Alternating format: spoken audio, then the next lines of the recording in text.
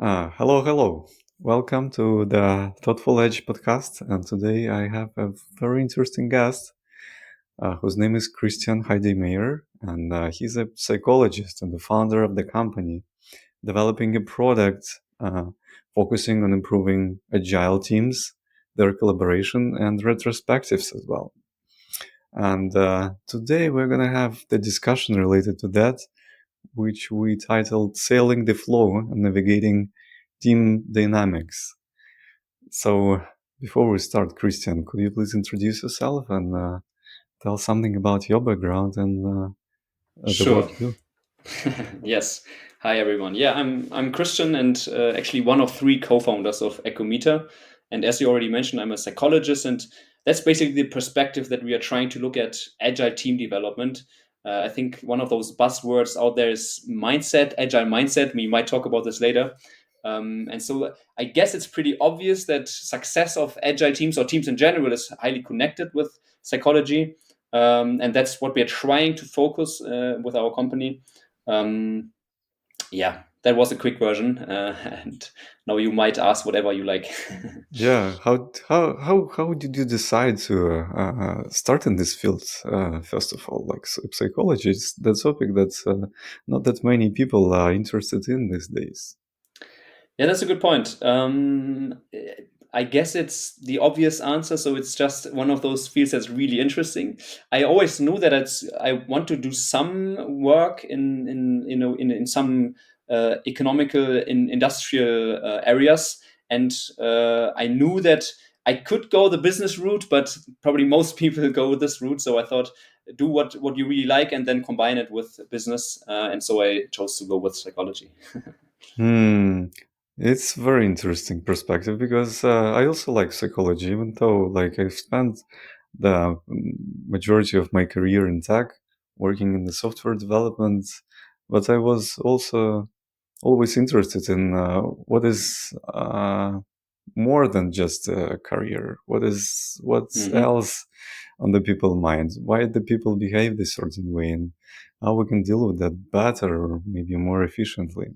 Yeah, it's a good point because in the end, it's I guess most of the people, I would say, the main objective is simply to be satisfied in life, and in the end, like that's psychology, and the job is one part of this. But like there's so many other things that's relevant, and so yeah, I was focusing on now helping people to get more satisfied in their jobs via O2. That was kind of my rationale. Awesome, because it's very resonates with kind of my mission as well, as I perceive it. Okay, let's dive in then.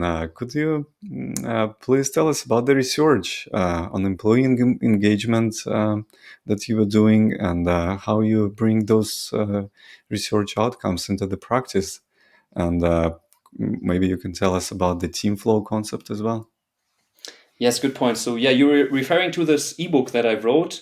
So basically, this model of team flow is trying to use this model of flow, like individual flow, and trying to put this onto agile teams or teams in general. So maybe to quickly repeat what the individual flow is, you might have heard of this. So basically, if you are really focused on one task and you end up forgetting everything around you, and you feel like, okay, this is exactly what I want to do. um, I think many people experience this, for example, in computer games. We might talk about this later, but they have a flow feeling. They forget everything around themselves. Similar, of course, to coding. I think if you talk of people being in a tunnel, which is also a flow moment. And now the question is, how can we get this state onto a whole team? Of course, not on a like hourly basis, but also on a like monthly basis, being in real flow. And that's what I've wrote this ebook about, introducing a few psychological concepts that simply help to, yeah, in the end, make teams successful. And if you want to, I can maybe even give an overview over the model, or where do you want to go first?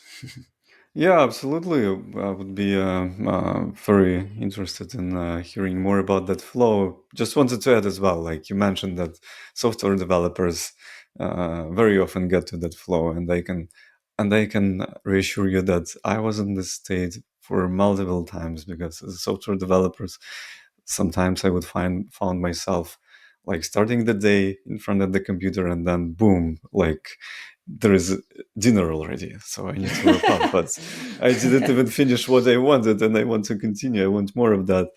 And this is very fascinating that you decided to bring this perspective to the team level, like elevating that from the individual kind of alignment level, and then looking how it goes. Yeah, could you please tell more of how this state could be achieved, and what is those things that leads a team to that state, and how the performance could be improved in the result of Yeah. that?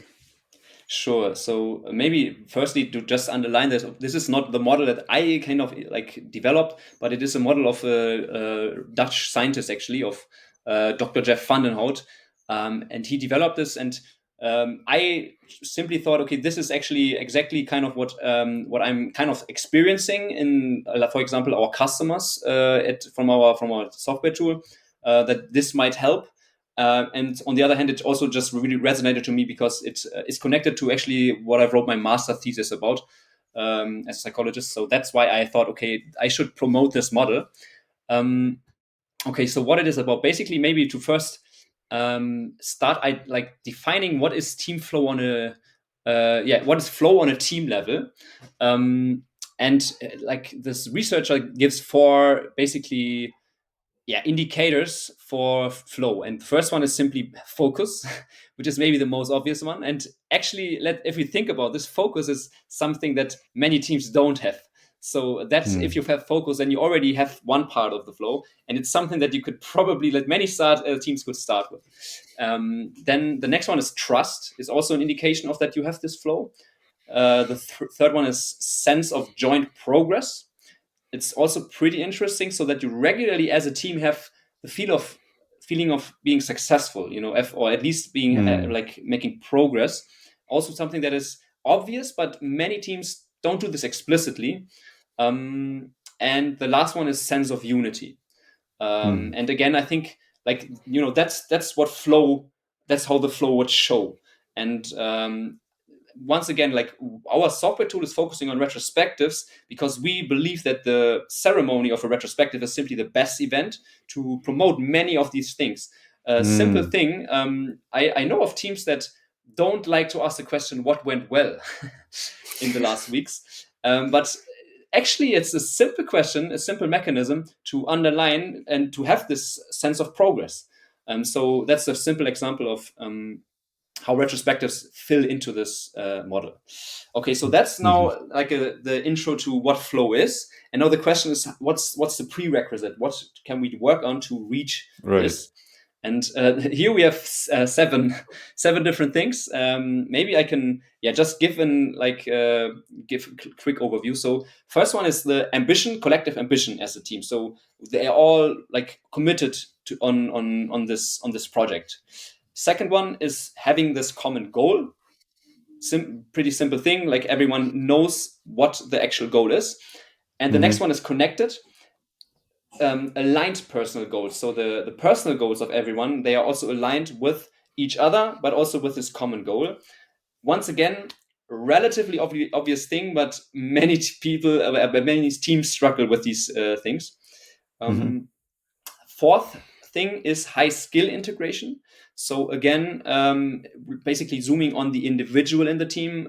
You obviously don't want people that have the exact same skill set, but it's, of course, in the optimal team. I know that many teams cannot reach this, but in the optimal team, you would have everyone basically integrating the skills and not having the exact same ones. Fifth is open communication in the team. Sixth one is safety, also connected to probably psychological safety, that you feel like you can talk about mistakes, for example, in the team. And Yeah, the last, anything can talk about anything. Yeah. yeah, exactly. And the last one is mutual commitment. That, so again, it's connected to this ambition thing, that everyone is connected to reach this goal. Yeah. This is so fascinating, um, Because I even remember myself being in some of those retrospective meetings, especially in the beginning of my career, not even understanding, why are we doing this? It doesn't sound like something useful, but as I were moving farther along the way, and I was getting more and more understanding and more insights of how important this ceremony is, and how we should just emphasize of importance and the essence of this in the whole agile process. Yeah. So Okay, maybe and maybe mhm. as a comment on this one. So I think what many like it's not intuitive, but what many don't get here is that retrospectives help to form the same mental model as a team. And so maybe what is a mental model? It basically is that you think about what successful work is, and you define it in the same way. Oftentimes, people implicitly have some goals and implicitly think, okay, this is what we have to achieve, but it's not explicit. And mental models is something that is implicit, and if you externalize this in via talking about things, this is massively helping. And to give you maybe one example, so I know that many agile teams, or not many, but I think quite a few, have working agreements. So they explicitly write down how they kind of want to work together and how they want to behave. And that is, from a scientific perspective, a really smart move, because once you make it explicit, it's simply way clearer how you should behave as a team. There is this, I think Mm, it's a pretty famous TED talk that's, I think, it's kind of called like how to draw toast. And what this TED talker is talking about is that he made a little experiment, asking people, can you please draw down how you make toast? Can you, like, generally, how is like toast made? And what's interesting is that he asked different people, and of course it's very simple thing to make toast, but like an engineer would maybe write, like, go deep into and like draw the engine of this toaster. But like, I don't know, a psychologist, well, that's a good question. What would I draw? I don't know. So I would draw something completely else, and so I have a different implicit model of how this process goes. And that's the power of making things explicit, and um, also of working agreements, that is highly connected to these seven things that I just talked about. Once mm, you make them explicit, it's way easier to discuss them and then to improve on these things. And so this mm, applies basically on a meta level to all these seven things. Once the team knows, okay, this is what we have to work on to be a good, successful team, that is already helping to improve the team. mm. Awesome. Could you please give an example of the things that can go to this work agreement? Sure. So it could be anything. Of course, it's so like a classical one would be like in this communication area. Like if we, I don't know, push something to prod, we write a quick Slack message, for example. So that would be a very I see. simple behavior, so that just everyone knows, okay, that's what we commit to do. Um, Typically, because the danger is that you have too many working agreements that are not really relevant. So I always recommend that you don't do this at the very beginning of a project, but work like 1 to 3 weeks, or sprints. And then Hmm. you already have a few pains, like probably not a few, but you have quite a few Yeah, pains. you'll Um, understand what it is about, right? Hmm. Exactly. So you will recognize some tangents. Anyone, like a few people who have tangents around things, and then that's the moment where you should sit down and think about, okay, what do we want to put down as a working agreement? And of course, as always, this is not set in stone, but you will talk about this in the next retrospective and see if it makes sense to always push this to, like, if to always write this in Slack if it's really helpful, or if we should maybe do something else. So it could be really in any direction. Um, and yeah, maybe that's as the short version. um, One other example that might be interesting. So in my master thesis, I investigated the connection between leadership and the commitment to the company. So, like, how important is basically what the leader does to if I later stay in that company or not. And of course, there is quite a correlation here. And the interesting thing is that the best thing the leader can do to like basically manipulate this in a positive way is to set clear expectations. So Hmm. same pattern here. To simply give clear or make it very clear how the employee should behave already is a huge help to increase the commitment to the company. Hmm. No, can't agree more. Can't agree more that clear expectation is something that we all need to be successful, to be like to be grounded, to be on the positive side, and to know what to do, and not to I have this anxiety of like whether like you're doing the right thing or not. Yeah, I actually have maybe another example here, or maybe another fact that's interesting. That's also something that I talk about in my ebook. So I think the psychological safety, I already mentioned it before, is something that's a very popular framework or like a psychological construct, and for good reason, because it's really important to be able to talk about mistakes and so on, and to be yourself at work. But interestingly, I'm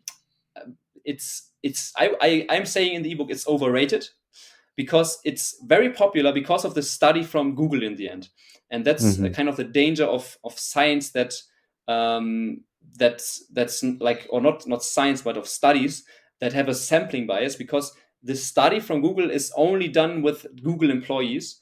And obviously Google doesn't Right. have like representative sample here. So it is really important, and for Google, it was the most important thing by far for a successful team.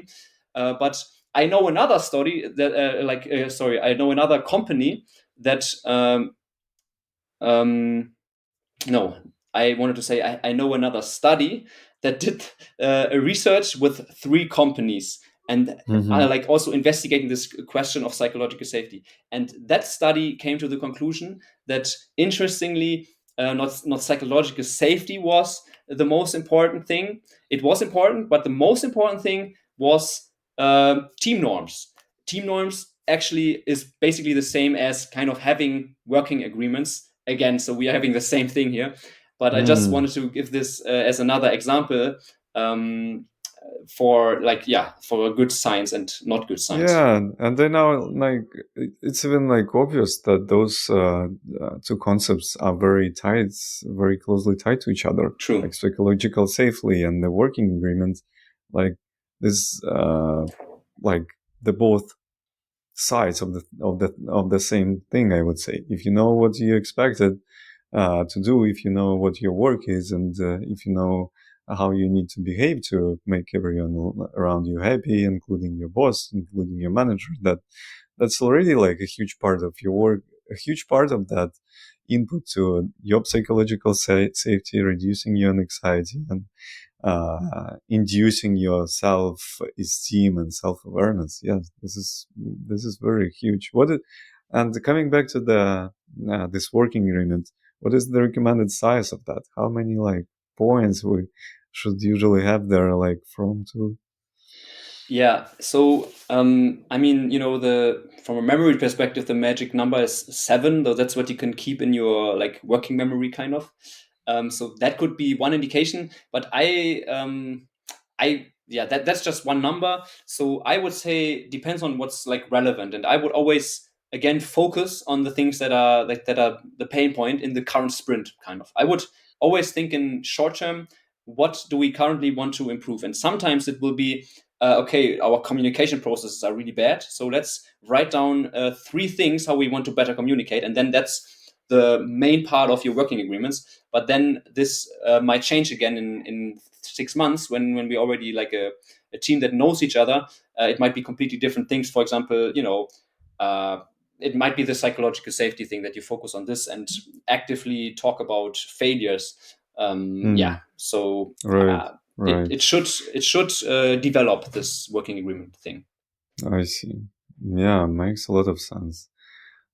Thank you for sharing that. And can you give us some examples of the teams in your experience that were successful in implementing some of these techniques and some of these approaches, and how that impacted their performance or collaboration? Yes. So what I see is people being overly focusing on the theory, on the processes, on this. I think what's it called again? Zombie Scrum. So Nice. Zombie you Scrum, I like it. yeah, so you do Scrum by the book. You exactly follow the rules, um, but you don't really. There's no beating heart in the middle, and so that's a typical mistake. So you really harsh like go for the rules and do all the ceremonies and so on, but then you wonder, why are people saying that we shouldn't do every single daily, or why are people saying retrospectives are not worth it? And so the right way, I think, to go this here is to kind of, as I said before, you should start really simple, and focus on the current pain that you have. And oftentimes the struggle also, like for example, Scrum Masters have, or team leaders, is they say people, if we like say something, or if I say something, they don't commit to the things. They don't really believe in the Hmm. new action item, and so they don't follow through. And the solution to this is simply letting them experience the pain. And how do you do that? Again, by simply really start. So let's imagine you would want to introduce agile methods in a team. I would recommend to start massively simple by saying, okay, let's have a 2 month sprint, and we commit to do something in 2 weeks, and let's say we have a weekly meeting where we talk about things. Just to talk, like a lean coffee thing. We just talk about whatever you want. And what will happen? So the people will say in this weekly meeting, okay, there's so many things that I need to talk about. I need to talk to this person and this person. And organically, everyone in the team will have the pain. And you will just say, okay, there is one thing that we could do. It's called a daily. Maybe we could try it out in the next sprint. And so the pain is like felt first by the team members, and then you like try out the different approaches from the Scrum book, basically. And step by step, Wow. you introduce the ceremonies. Hmm. Yeah, so that is This is what I would recommend. this is incredible, and this also reminds me the way you grow up your children. I have two, and one of Okay. them is 3 years old, and another is 12. And this is the technique I embrace very often. Like I would let them experience the pain, experience the some suffering or whatever before giving them some advice of how they can do better or how they can improve next time. This is just mind blowing. Yeah. Yeah, it's good. It's a great point, actually. I mean, in that case, it's kind of intuitive. But when managers think about an agile transformation, they think they have to plan everything through, and in a top-down process, kind of like a parent would do, maybe, or some parents would do, maybe. Although you should just let the teams kind of be on their own, because they are not that stupid, actually. Those employees, and also not the kids, I guess. Yeah. Hmm. Hmm. Yeah.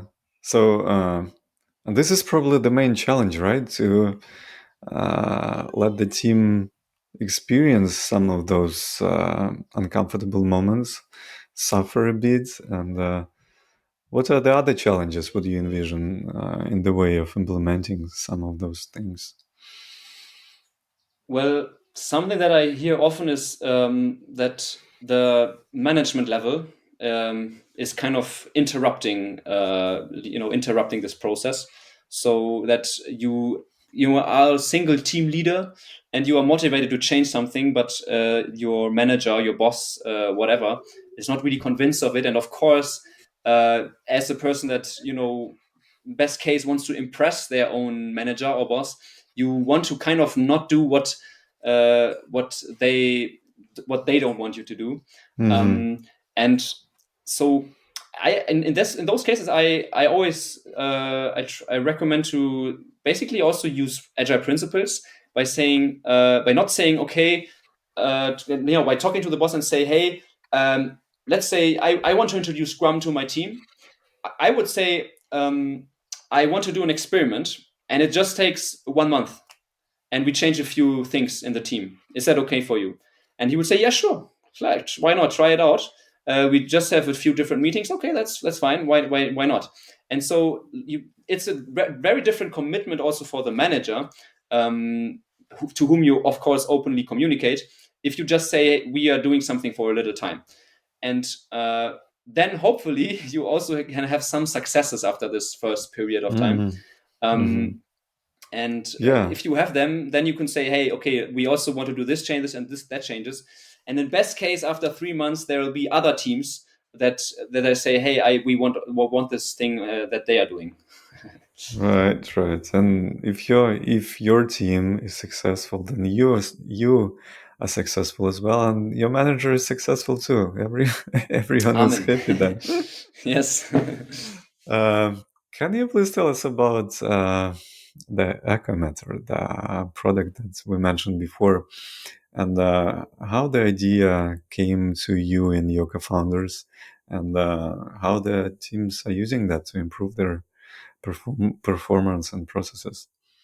Yes, I will try to keep it brief. So we basically came really to this idea because of our diversity in the founders team. So I'm a psychologist, and the other guy is a business guy, and the third one is a software developer. And so Robin, the software developer, he knew agile methods and he knew retrospectives, while Jean originally he experienced quite a few struggles in a huge company where he worked at that time, with company culture. And he had like this typical employee survey at that time and thought, okay, wow, this is my chance to change something in this culture. But of course, it didn't really work out.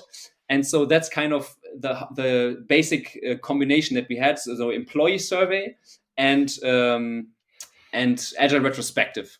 And then I joined the team, and I thought, okay, this is actually a perfect match with the psychological constructs that we talked about today, to bring them into practice by simply making them explicit in retrospectives, making teams talk about these things, for example, like psychological safety, common goals, and so on, and thereby basically training the mental models of the team, helping them to align on the things that are important, um, and indirectly also giving them a good. You could say it's a temporary working agreement, as we discussed before. Um, so that's kind of how the idea arose. And today the product is, I would call it a continuous improvement tool. It's mainly used by agile team leads, like engineering managers or scrum masters, agile coach in this direction. And you mainly use it in your agile retrospective. And our tool helps to make this continuous improvement process and the whole, basically the maturity level of the team, measurable from a psychological perspective, so that you get an indication how you as a team develop, then also how the whole agile transformation is going, how the team maturity is evolving. At the same time, giving like a indication on like no. At the same time, it helps to discuss these things on a team level, so that you have this bottom up process in the retrospective and think about how you can solve your own problems, basically. So we don't want this to be like a monitoring instrument, but rather an instrument that helps the team to solve their own problems. And to uncover some of the issues and so on. Yes. Continuous improvement tool. I like the term. So previously we had a continuous integration, continuous deployment, and now we would add the continuous improvement of the team collaboration as well. Okay, and I think we are at time already, and we covered a lot. And thank you, Christian, for a very insightful conversation. It was filled and packed with a lot of useful hints and advices how to run teams better and how to leverage all the uh, psychologists outcomes of their research in the psychology field. And if there anything else you would share with the audience, and maybe some advices, tips, or reference, please do. Well, you can definitely like download my free ebook. It's like it has 80 pages, so quite a bit of more information. You probably can link it in the show notes.